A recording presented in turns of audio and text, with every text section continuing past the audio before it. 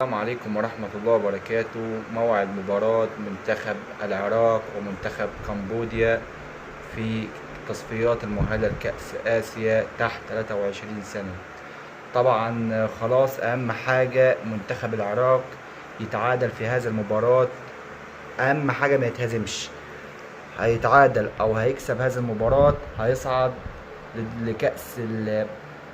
كأس آسيا. احنا طبعا عايزين يا جدعان نكسب. طبعا الناس تقول لك ايه، ما هو خلاص اعتبر ضمن الضمان لو اتعادل. لا، احنا عايزين يكسب عشان خاطر منتخب العراق لو كسب هيبقى في القائمة الأولى من كأس آسيا، وده هيصالح جدا جدا ليه. كل التوفيق إن شاء الله لمنتخب الوطني منتخب العراق، أن هو يقدم مباراة كويسة جدا جدا. وبس كده يا جدعان، لو عجبتكم الفيديو ادعمونا بلايك الفيديو وصلوا على النبي عليه أفضل الصلاة والسلام. وليتس جوي اخواتي في الله، السلام عليكم.